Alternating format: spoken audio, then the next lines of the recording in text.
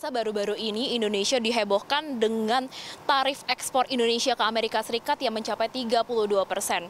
Dan tentu saja hal ini tidak hanya berdampak pada Indonesia, melainkan seluruh dunia, hampir seluruh dunia, atau tepatnya 86 negara dengan angka persentase penambahan tarif ekspor yang berbeda-beda. Dan untuk hal tersebut, pemerintah Indonesia telah melakukan negosiasi dengan pemerintah Amerika Serikat, dan saat ini saya akan membahas terkait timeline negosiasi, kemudian mengapa negosiasi ini menjadi penting dan apa substansi dari negosiasi tersebut. Yang pertama, timeline dari negosiasi.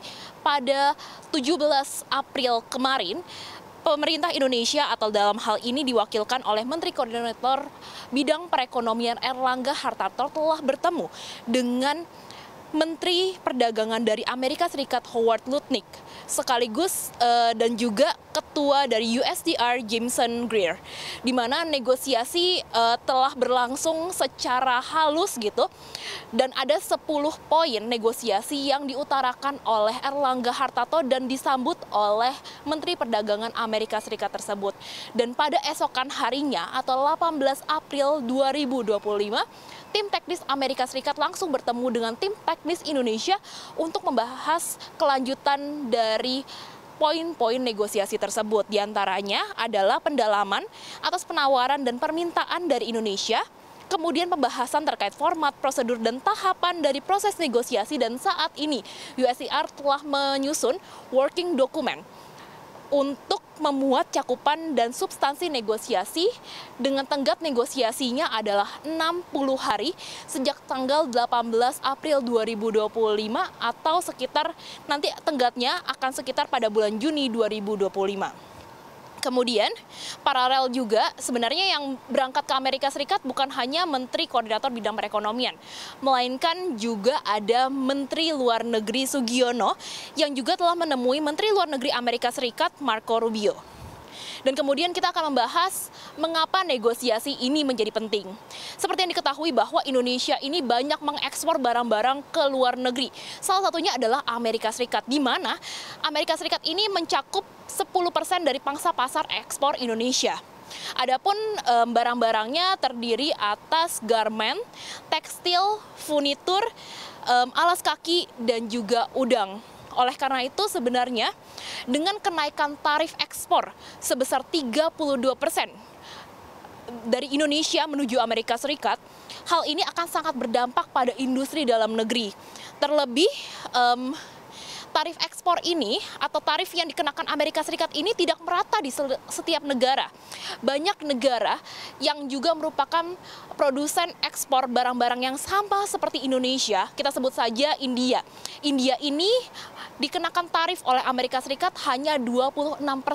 Padahal India juga merupakan produsen garmen, kemudian udang, dan juga elektronik. Oleh karena itu, jika Indonesia tetap dikenakan tarif sebesar itu atau 32% dari Amerika Serikat, bukan tidak mungkin nilai barang-barang Indonesia di Amerika Serikat akan menurun karena mereka akan lebih memilih barang yang lebih murah. Masyarakat Amerika Serikat akan memilih barang yang lebih murah dan kemudian nantinya akan berdampak juga ke pasar Indonesia, dan bukan tidak mungkin banyak industri-industri dalam negeri yang nantinya akan terdampak PHK. Dan kemudian kita akan membahas terkait poin negosiasi.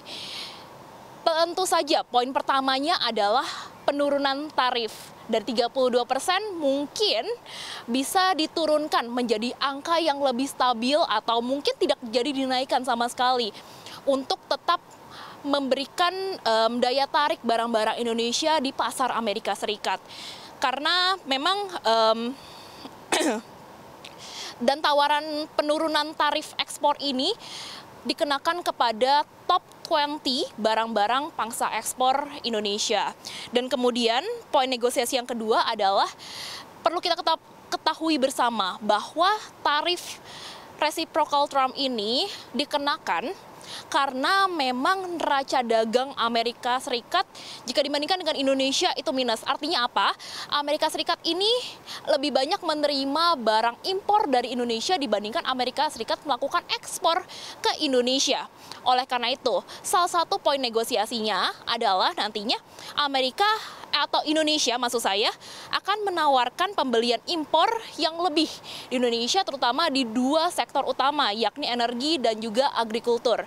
Dari sektor energi, nantinya barang-barang yang akan dibeli adalah crude oil, LPG, dan juga gasoline. Dan kemudian untuk dari sektor pertanian, nantinya yang akan dibeli adalah gandum, kemudian kacang kedelai dan produk kacang kedelai.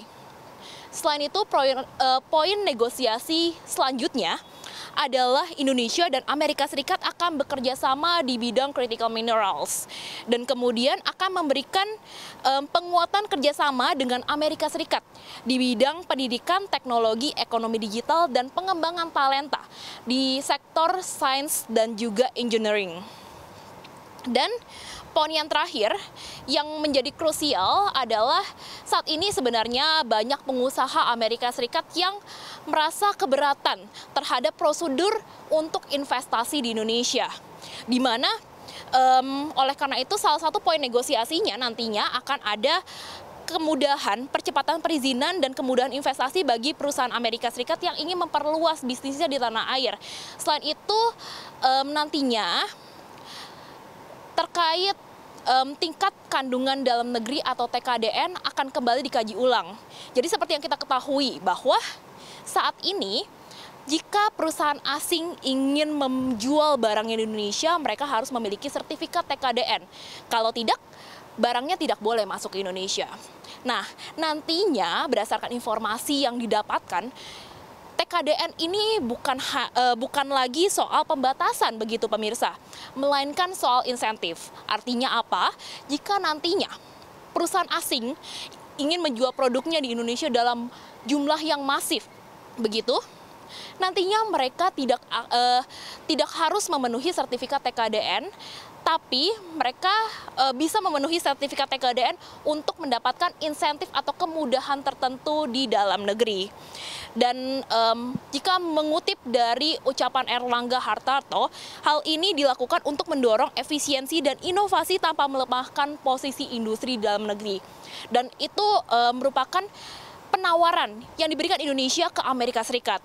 Namun tentu saja Indonesia juga harus menguatkan posisi dalam negerinya, di mana Indonesia akan melakukan berbagai langkah untuk mengantisipasi kebijakan tarif Trump.